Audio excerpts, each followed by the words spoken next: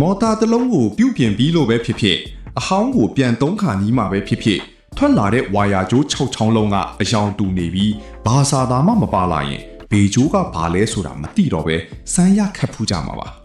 အမှားယွင်းမရှိတိတိကျကျပြန်ရှာနိုင်မဲ့စနစ်တကျအဆင့်ဆင့်ရှာဖွေနည်းကိုပြောပြပေးသွားမှာပါပထမဆုံးအဆင့်အနေနဲ့မော်တာထဲမှာရှိတဲ့ coin 3စုံ phase 3ခုရဲ့အစနဲ့အဆုံးကိုစုံတွဲခွဲထုတ်ရပါမယ်ကျွန်တော်တို့ရဲ့ multimeter ကို continuity သို့မဟုတ်အုံးမုံမှာထားလိုက်ပါပြီးရင်ကြိုးတစ်ချောင်းကို meter probe တစ်ဖက်နဲ့ညှပ်ထားပြီးကြံတဲ့ကြိုးတွေကိုလိုက်ကြည့်ကြည့်ပါမီတာကနေအသက်မီလာတဲ့ဒါမှမဟုတ် resistant တန်ဖိုးတစ်ခုပြလာတဲ့ကြိုးနှစ်ချောင်းဟာ coin တစ်စုံတည်းဖြစ်ပါတယ်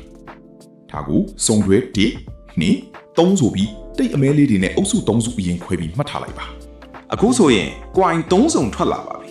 ဒါပေမဲ့ဆက်နိုးဖို့အတွက်ဘယ်ဘက်ကအစ U1 V1 W1 လဲဘယ်ဘက်ကအဆုံး U2 V2 W2 လဲဆိုတာထပ်ခွဲရဖို့မှာပါဒါကိုမှားချိတ်ရင်မော်တာကလဲမှာမဟုတ်ပဲအတန်နေမြည်ပြီးလောင်သွားနိုင်ပါတယ်ဒါကြောင့် DC pulse test သို့မဟုတ် battery test နည်းလမ်းနဲ့ဆက်ရှာပါမယ်အရင်ဆုံးခွဲထားတဲ့ coin တွဲတွေထဲကကြိုးတွေကိုကိုယ်စိတ်ကြိုက် A1 A2 B1 B2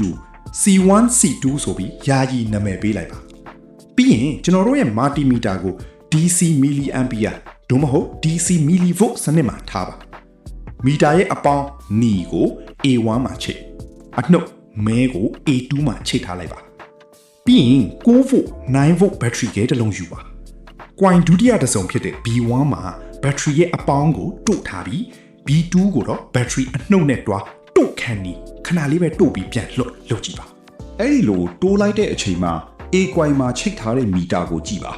မီတာကအပေါင်းတန်ဖိုးဘက်ကိုပြသွားရင်တင်ယာယီပေးထားတဲ့နံပါတ်တွေဖြစ်တဲ့ A1 နဲ့ B1 ဟာအစဟစ်ချင်းတူညီပါတယ်